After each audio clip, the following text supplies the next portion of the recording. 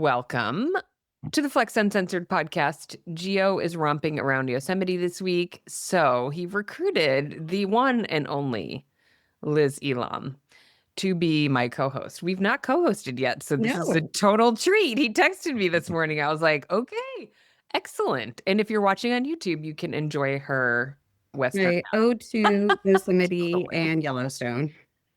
Totally, exactly. And we are here with the one and only Jean-Yves, the founder of Coworking Europe. And long time, you've been on the podcast before too. You're a repeat guest. Oh, second time, yeah. Right? That's all right. Yes, second time. We'll take it. Yeah. Okay, you have a conference coming up November 5th and 6th. I thought it was going to be in Copenhagen. Yeah. Did we falsely report the location and then it was announced? We dropped some false hints here and there. And so Copenhagen was seriously considered, but couldn't make it with some other cities which were on the shortlist. But ultimately we thought also it was time to go back to come back to Paris because we had been to Paris like in 2012.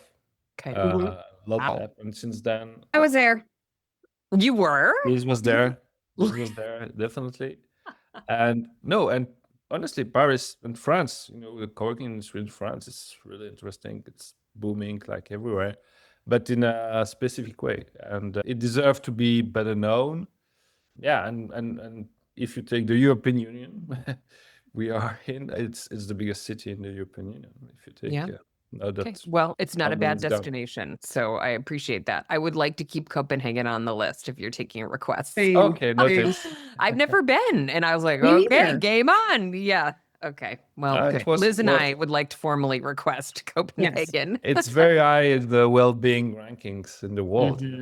Totally. You can bike everywhere. Yes. Easygoing. I also think you need to do Switzerland and get us back to Italy. Ooh. Yes. Yeah. But no, it's the Olympic Games. We can compete against that. Oh, the Olympics. Yeah. Okay. Take a break. But on the list, you just put it on the list. That's all. We're just filing requests. All right. Okay. So, okay, Jean-Yves, tell us what is most exciting about this conference. What's a big theme that you're excited to cover this year? Yeah. So Berlin was a great success according to our standards and the reviews we got. We were very, very happy with what happened there. It's all about this industry maturing and becoming more professional with bigger players. So we really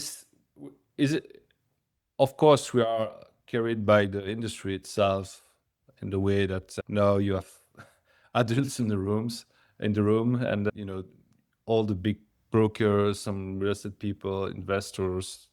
Maybe we will have banks in the future, who figure out that indeed this is something to be taken seriously.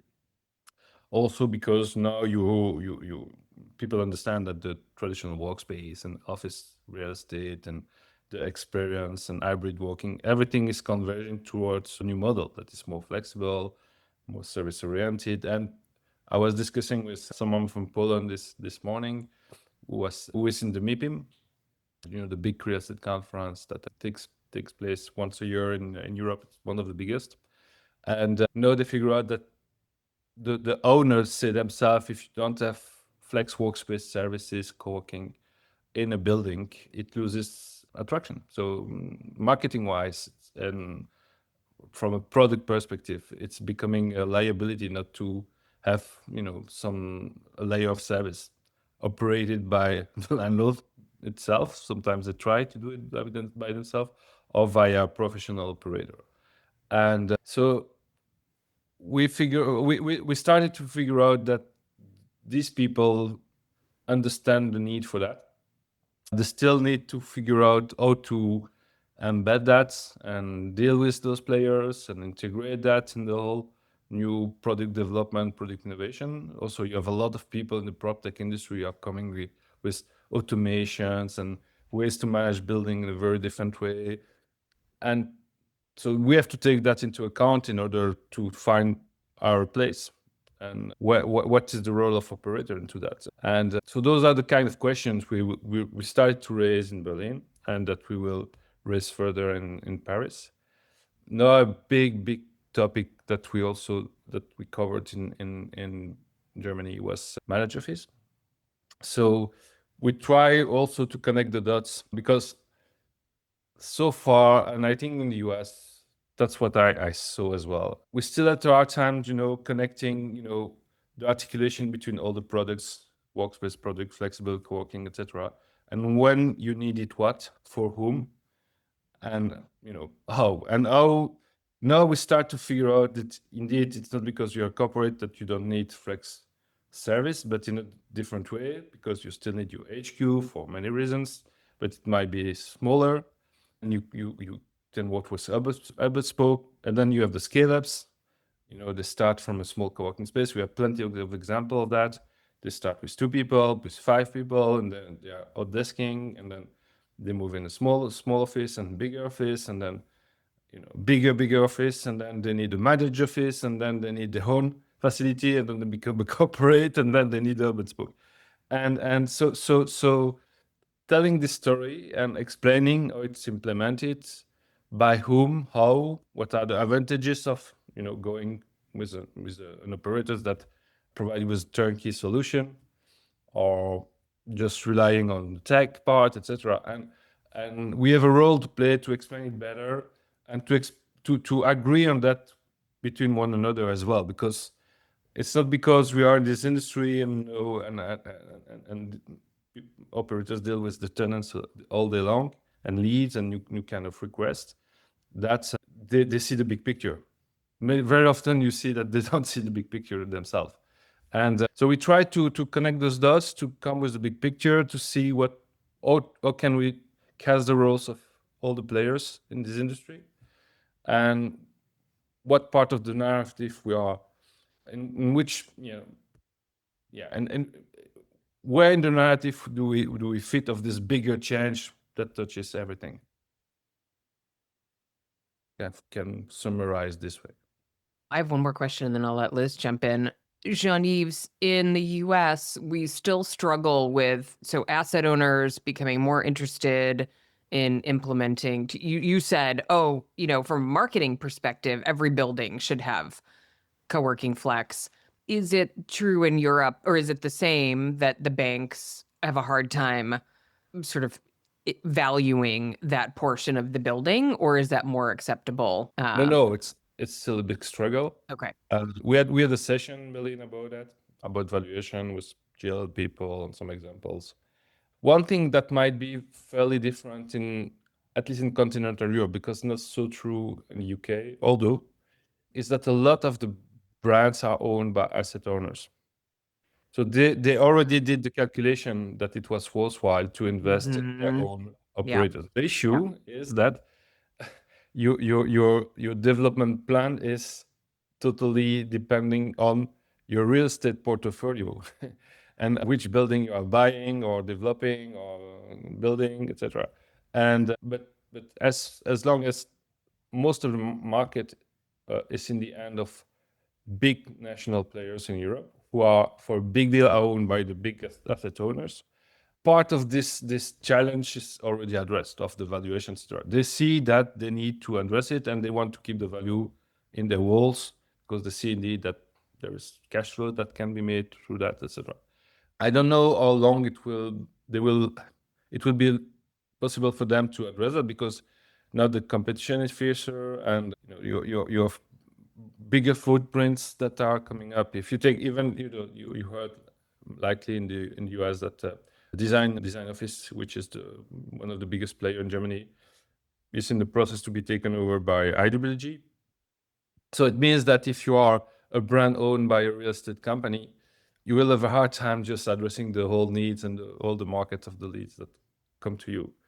But you can overcome it maybe through other platforms that are available now. You start to see also different access. In Sweden, for instance, now the players who are big in southern Sweden partner up with the guys who are strong in Stockholm, and then it's become like a big national network. Just that they simply exchange, the access is, etc. But it's possible for the individuals, but on a structural way, it has this limitation for sure.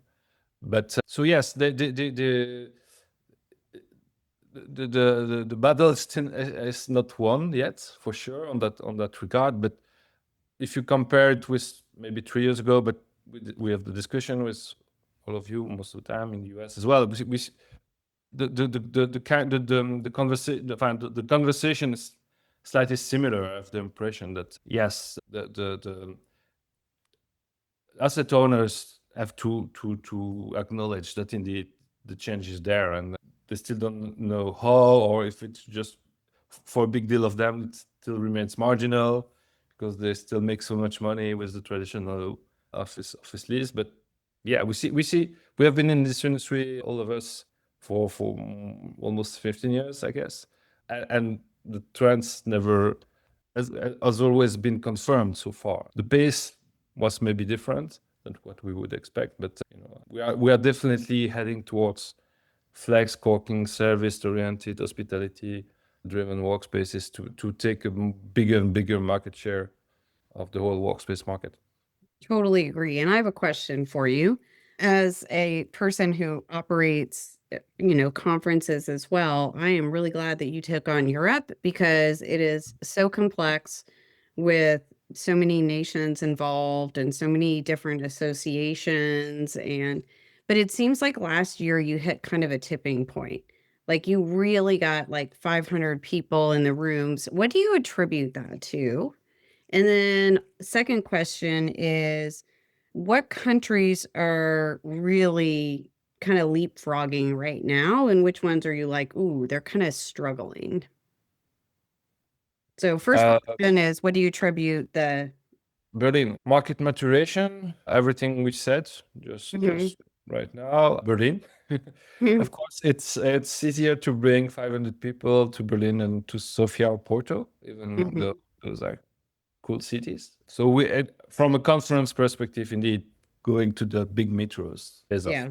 and we spoke about the intermediary. Yeah, something we want to give more room and listen more to is let's say the intermediaries, the brokers, the market makers that we have. I have the impression that they are going to play a bigger and bigger role in the development of the industry. So in Europe, same thing. You have tons of local intermediaries and small brokers, but who know the market perfectly. And I have the impression that operators give them more and more credits, to be honest. They figure out indeed that, especially as the products are becoming more complex. We discussed about that also with Liz and some others. When you are dealing with a company with 100 people but they need only 3 days a week for that capacity and needs other kind of arrangements and deals to really optimize the way they accommodate their people and not to pay for nothing, empty spaces, like in the traditional rigid model. You need people to help you out. And by the way, there are a lot of those guys in Paris. They are more and more, they are super good. I think they are super good in explaining what is happening and understanding the need of the companies, especially the mini scale-ups that there are, around. And we're just, the box where all those trends are discussed and people feel connected to that, what is happening there. So we try to do our best, but it's also because the industry itself, as we said, is maturing and getting more interesting to some extent. And Right now, which countries are really leapfrogging and which ones are kind of being left behind, and for what reasons? Okay, we have more than 1 hour, right? No, I'd like the of top course, two. yeah, we know. So the UK worldwide is way ahead.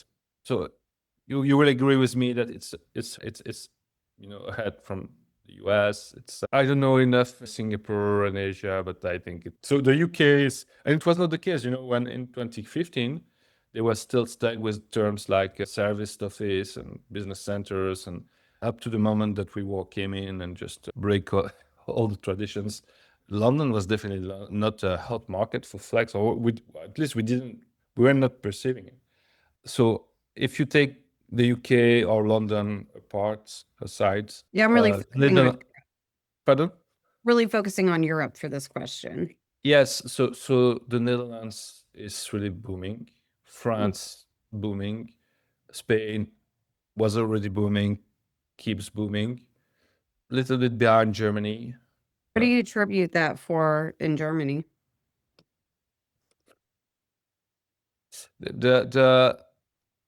It's true that having big metros helps because it's very appealing. You have the mass. You have the critical mass in London, Paris, or Madrid, or even though in the Netherlands, Amsterdam is not such a big city, but still it's very innovative, etc.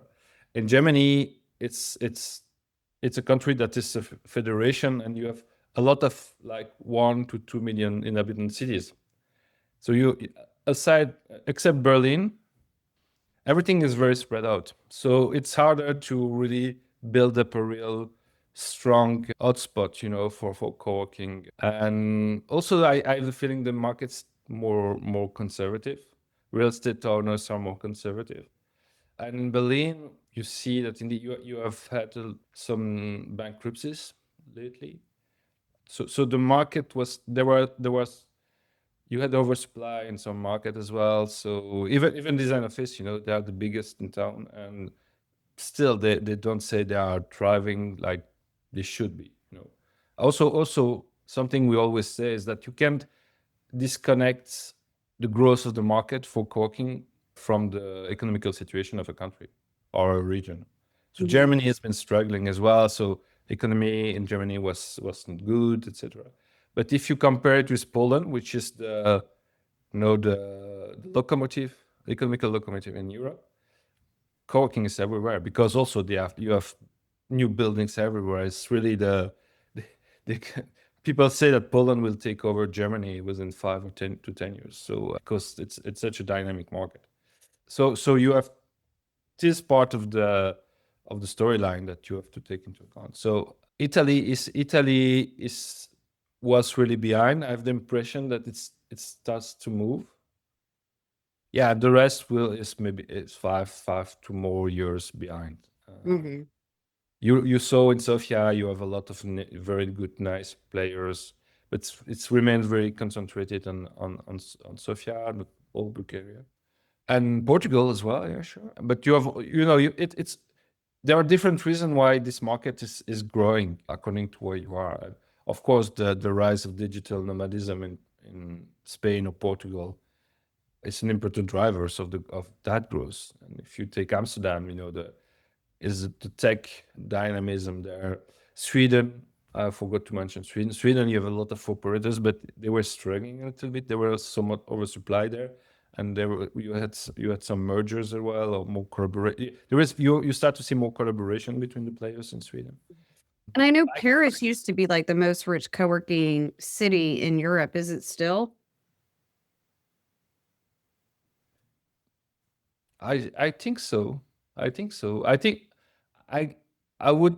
I'm not sure there is an oversupply there too. Mm. But what I think is very interesting in Paris is how they cover all the segments of the market. The small guys, the small average guy, the average guy, the big average guys, etc. And with a lot of very sophisticated or very well addressed products. Also through the help of those intermediaries I mentioned. I think it's part of the ecosystem dynamism that you have those experts who are there, who build up their expertise around Flex and co-working. So when you Got talk to about build. when Yeah. you talk about the intermediaries, Jean-Yves, who are you talking about? Are you talking about brokers? Are you talking about software companies? No, brokers, but those the independent brokers focused on Flex. The small guys, small companies with 10, 15 people, but they are working. And With like physical brokers or online, like physical okay. service, Okay. service Huh. people visiting the places. Okay. Look I at it. assume that's what you meant because you said they just really know the market so well and they do such a good job at Yeah. kind of advocating it No, as a solution. yeah, but it's also possible because the supply is so big in Paris. You have so many operators with 30, 40 locations, very high level. It's not maybe a service you could deliver in a smaller city because you know the three big operators, and then Yeah, that's it. you make your business Mhm. just through them. But I see that, you know, when you read things about economic ecosystems or startup entrepreneur, or, you know, I don't know, a city very strong in electronics, electronic device, or they everybody will tell you that, yeah, you need the local entrepreneur, the small guys, you know, the big companies. But what sticks everything together is the average size people that, you know, make it really robust and make it grow, etc. And I would say that in this industry, this is exactly what we see happening. You know, it's interesting in the UK, like brokers are in every deal. It's amazing. Yeah. But people don't love it. You know, they're annoyed with how much they have to pay them. In the US, I feel like, and Jamie, I'd love to hear what you think. I feel like in the US, the big guys play with the brokers and the little guys don't have to because people still find their co-working space without them. So brokers aren't such a big deal in the US, in my opinion. Yeah, I wonder if it's because the market is large but so fragmented still. You know, Mhm. Jean-Yves, you talk about operators in Paris with 30 or 40 locations. I mean, that is only, you know, the top few operators in the US. And so, Liz, to your point, yeah, the broker just doesn't have a big role to play because they can't place enough people with smaller operators. Yeah, because Yeah, 50% of this market is the boutique or indie right. spaces in America. Yeah, right. Don't get me wrong, there are still those guys too, but it's hard to you know, to draw Yeah. generalities out of it. By But country. Yeah. yeah, but if you take Portugal, for instance, I would say Portugal, you have some bigger chains which are not as big, but, you know, they address a lot of international nomadic Hmm. people, digital nomads. So the standard in terms of quality of building won't be on par with what you can find in the foreign London, for instance. But it fits with the demand, and again, it's still very early. You also rely on the quality of the properties that are there. You know, if you go to Yeah. Poland now, they have the most modern Mm. skyscrapers you can find in Europe. Because there's so much new development It's that still it's new. new and great. So there's great Exactly. But inventory. Yeah. I I went to mean, we have the Warsaw. opposite problem in the US, right? We have so much old, bad office Yeah, space. Yeah. Yeah. yeah. Yeah. I, And this all speaks very well to the person who's not here, which is Gio, who's very focused on one market. And when I was at GWA Immersive in Dallas, I heard him say he had done 110 co-working deals. And I was like, whoa, that's significant right there. yeah, yeah. But take India, same thing. You know, those are mushroom cities now in India, but top quality buildings, Mhm. the highest tech in it.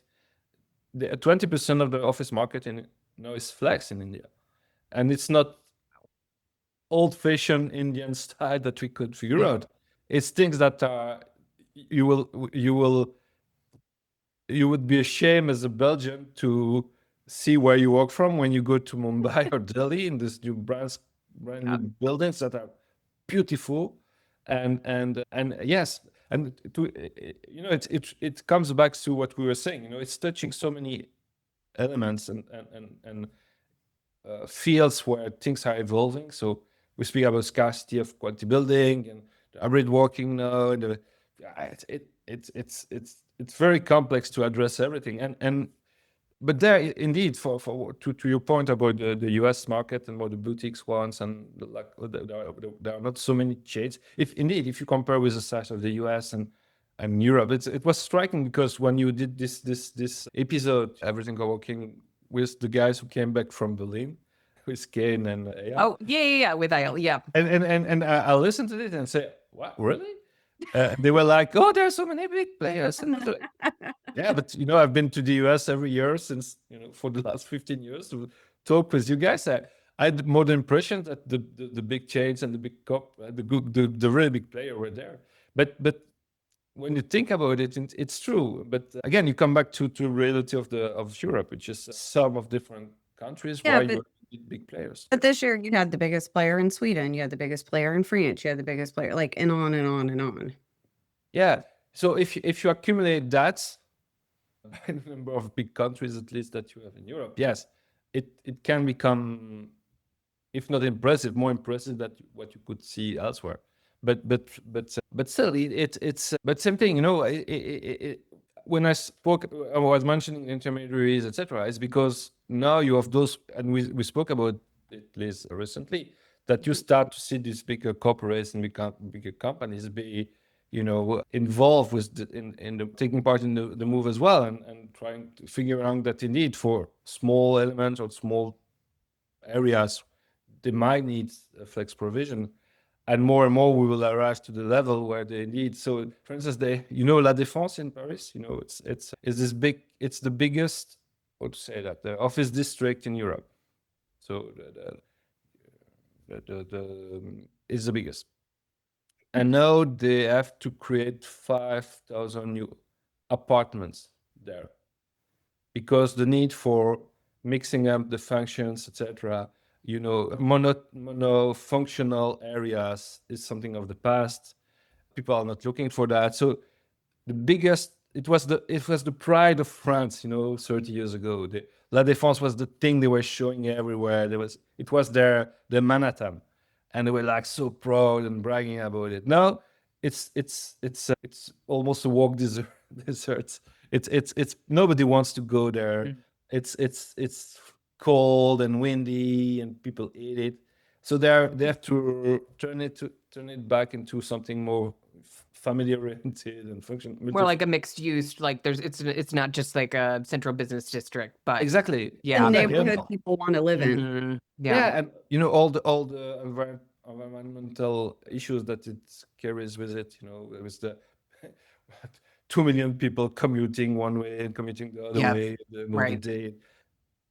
So everything is now re-engineered and rethought, etc. And it's really interesting what is happening. And again, Flex and coworking operators was, you know, instead of having, you know, building full with I don't know, 300,000 square feet, you know, in one facility, they just have maybe 25% devoted to that, and within this 25%, it's hospitality driven. You have amenities, it's flex, it's, you know, and it become much more livable at the end of the day. So those are the kind of discussion you see happening as well now, and many operators are well positioned to take part in those discussions, but maybe not all yet. That's true. Many are still, you know, the nose or the things, and they don't lift the head up and look around, and yes, there is still a lot of connection to be made, I think, between a lot of players, I think. So Jean-Yves, you're coming over for Juicy in a few weeks. Yeah. What you've been coming to Juicy for over a decade, it sounds like. What do you look forward to? What's interesting? Yeah, I mean, it's so crazy. I know I was so Craig Bowdy and I share a birthday, Oh, which is a cool. funny connection. But I must have met Craig like at the first Juicy I ever went to, because I think it was my birthday that week. Oh, cool. And I was like, oh my God, we've been doing this for a long time. Like, I Yeah. just had one of those weird moments, like, wow, you Yeah. know, and then I've known Craig for that long, and, you know, And he has kids co-working. now. I think of Craig as like a kid, totally. He has a couple of called him kids. And at the first few, he was so into it. We called him the co-working puppy dog because he was just so happy and excited, and his tail was wagging, and we're like, he's a co-working puppy dog. now he has his own puppies. Yep. Yeah. So Jean-Yves, what brings you across the pond? What do you look forward to? What are the kind of themes you want to explore while you're at the conference? Learning, meeting with people now I can call friends. You know, I've been there. So we at the end we will have made a career in this industry. Yeah, I mean, I know. I think that was like, wow, we've been doing this this is like the thing. That's the longest I ever been in a job, and so no, of course, I love what Liz does, and this always I go for honestly, I go for fun because I love being there. Yeah. That's I, pretty I special So that great when you're not organizing it. It's the greatest thing. yeah, that's I know this is what I think about when I look at you two. I'm like, oh my God, thank God I don't have to do that anymore. it's so good to be in the passenger seat. So lovely. No, and I'm always amazed and discovery. I'm surprised, but it's and this industry is I don't get tired of it, honestly. Yeah. Yeah. I get tired of it, but I think the thing is everybody, I think the reason there's like kind of very few jackasses in this industry is because everybody that's in this industry at their core wants to be around people and help people. Yeah. And it just attracts really good humans. Yeah. And I love that's like my favorite thing about this industry. yeah, and such a cool industry. Obviously you have cool people in it, so and that can be, but there was also a lot of let's face it as well, there was a lot of disillusion. We saw a lot of people were pouring a lot of hope, or they were mission driven, and they were putting in it they expected too much that it could bring. Mhm. Especially in the beginning, you remember there were a lot of people saying, it was like a new society that was, but you still have to pay the bills, and you have to face the reality of is there a demand? Am I addressing demand properly? Standards counts. It matters. You need facilities that are properly run, so it costs money, and we hit a reality check, and many of us from the beginning. And but on the other hand, we figured out we were right from the beginning as well about the potential and what we were driven. It's just about how the execution, how can we address. In order to go bigger, you need to be flawless and really deliver top notch level service, and those are things we learned on the road, year after year, I think. But still, the DNA is still, to me, is still the same. I still have the same kind of for instance, the community topic. I have the feeling is there more than ever. Just that it's more professional, that you have to deliver it, and also you can rely only on one person that will burn out after 1 year, just because they are everywhere and they're too committed. So you need to organize it in a way that people can withstand it. So yeah, to me it's, but on the other hand, if some players implement it their way, that's cool as well, because at the end of the day, it means they address a segment of the market that some others were not addressing. Yeah, and I it's feel- back to you're not a competitor, you're a collaborator because there's enough business for everybody. Yeah. And At what the end of the Steve day, said at the very first co-working conference was he said, you can't build them fast enough for the demand coming your way. And that still holds true. yeah, no, yes, there will, up to the moment, or there will still be one traditional office lease existing. It means the markets for flex still can grow. Well, that's the thing. People can self-select into what they want. If you want a soulless office with a door, there is somebody there to sell that to Yeah, you. But if exactly. you want like a super engaged community, that's available as well. It's letting people self-select into what they choose. Yeah, but also the fact that, and it's not new, but a big deal of now the tenants or the members that we are speaking with, they are not the one making the decision of going somewhere. Mm-hmm. It's not in their hands. It's other players, and you have to put a lot of different elements. So yes, if we are standalone and we are freelance, I can go everywhere. You can go everywhere, but the guy working for a 300 people company, that's not that easy, and it can count, but it counts among many other things. But hopefully, the feedbacks the decision maker, let's say, gets. So also you can figure it out when you read about the recruitment process, and the workspace policy becomes, if not number one, I think it's in the top three of the most important criteria that someone will take into account to choose to work for a company instead of another. So But now I it's think there. the other thing that's really critical is the number one thing CEOs don't want to happen is to lose good people. And the way you lose good people is putting them in soulless environments where they can't thrive or not giving them choice. And they're finding that out. That's why nobody's coming out with everybody has to return to the office tomorrow. Because what Yeah. happens when you do that is you lose great people. And you can't have that. Yeah. No, I'm curious to see. I saw that Amazon was again, shrinking their workspace. Mhm. That nothing came out. They didn't disclose anything yet about it. But I would like, assume that there will be a part of co-working They're in WeWork. availability in the whole new They're in global WeWork. policy of this company. Yeah. Well, and Liz, that's what I was thinking, when Jean-Yves was talking about the value of the intermediaries, is when you have intermediaries who are very good at what they do and can actually get clients to the right space for their culture and their fit. There's so much value in that, because I do think the risk in the US is the easy button is just go to WeWork, go to an IWG brand, Mhm. which is not necessarily the right answer for the humans who work for the company. So I think there's a lot of value for the individuals who end up in co-working spaces to have an intermediary who's sort of helping with that, like that fit piece, because typically HR, whoever's making that decision, doesn't really understand unless they have a resource like that to help them really walk through, well, what Yeah. decision are you making if you put somebody in a WeWork Yeah. versus a local brand? That's an AI, protected future job.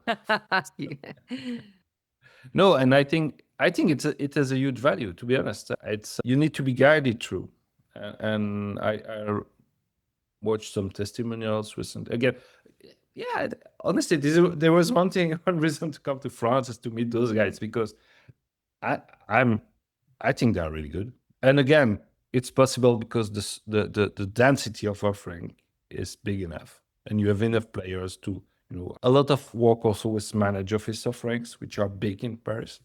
But it's coming elsewhere. You have that in Germany now. You have that in you have the guys from Morocco around in Scandinavia, for instance, or Space in Finland, and they they don't present themselves like an online brokers. They are really service oriented. Yeah. Well, the US brokers could learn a lot from them. Mm-hmm. Yeah, Yeah, exactly. for sure. Okay, I have a couple of logistical questions for Jean-Yves. Liz, do you have any other questions you want to hit Jean-Yves with before we? Ooh. No. No. Okay, Jean-Yves, tell us a little bit about the event. Is there a hotel? Am I getting an Airbnb? Where Yeah, should I with stay? me. Oh, okay. Yeah, it's Okay. so the venue is is a hotel. It's a hotel. Okay. Yeah, it's called Pullman Montparnasse, which is, if you know Paris, it's the Montparnasse area. It's the central south part of downtown Paris, close to what's there, Panthéon, those places. Yeah, it's you see the river, and it's in the southern part of the river. So is it bad for you if we book an Airbnb? Like, do you have a No, liability? no, on no. the hotel I room? have no incentive. You Okay. can go anywhere. Okay. Just checking. I mean, No, because yeah, you call. But yes, we want to it's support you and make sure we. no, it's lovely. Okay, No, great. this year we are all free, and but sure, we have some prices there, but it's very nice hotel. You have a rooftop there that from where you see it's stunning, the view on Paris from there. But Paris is so well connected. You can go for When are your super early birds ending? 5 days. So we are March 10th, 15th of March. It ends. 5 days. Get your tickets today, people. Tickets. I mean, get your juicy tickets, then get your co-working. Get right, right. Order priority. Yeah. Yeah, I don't want to overlap anything. Totally. No, it's no. We promote Juicy. I think there is a video coming out tomorrow. Jean-Yves, your agenda is up. How is this possible? My Yeah. what? My agenda? Yeah, your agenda's up already. What kind of Probably magic is Berlin. that? It's probably. No, it's not. We I only did have the same thought. I was like, we just, No. We have already some confirmation. Yeah. Okay. Okay. We have some nice topics to be addressed and some That's people what I'm It noticing. honestly, I think we still have the Berlin wins in our back, which Nice. Yeah. which is I could use some Berlin wins. yeah, definitely. No, and you met some of them, and I'm sure they will come over to New York, and don't miss a good reason to go to New York for sure. Right. In Yeah. April. Gorgeous. And it's the beginning of spring, so yeah, perfect time. There's Okay. never a bad time to go to Paris, except when it's hot. It's never hot. Yeah, Oh, it like can June be and hot. July. Ugh, we went. I'm sure I told you this in our last. I don't think I've been to Paris in maybe 10 years. And we went in the summer in August, and Paris was fine, but then we went to like further south, and it was so hot and empty because all the Well, and locals were we at the as beach. Americans don't know how to operate without air conditioning. Oh my God. So everywhere. And places were closed. It was a tough. Yeah, August is like French leave France in August. Right. Yeah, it's the same in Italy. August, And you like, take one of your 16 weeks of vacation. Yeah. You take the whole month off. Is I'm what not I. French, so but yes, even us, it's something amazing. We want to make. I know I'm off. Right. See, so you see too. Yeah. You have to adapt to that, but still, it's such an interesting country. What is happening there? I tell them it's a pity they don't go out more to the international and to conference that you see in New York. Yeah. But honestly, there is a lot of very, very interesting things happening there, done their way, but very, very efficient way and creative way. So yeah, it's A great place to have a conference. Say it again. I said it's a great place to have a conference. On this topic, for sure. Yeah. For sure. Yeah. Good. Okay. Well, get your tickets to Juicy, then get your tickets to Coworking Europe. And if you'd like to see Jean-Yves in person, you can see him in New York in April. Jean-Yves, thank you for staying up late to have a conversation with us. It's okay. You can still have a glass of wine and go to bed. Yep. You too. I've got my whole day ahead of me still. So, yeah. Thank you indeed for your interest and for the time. And I look forward to seeing you in next month already. You in New York. Sounds good. Thanks, Jean-Yves. Take care.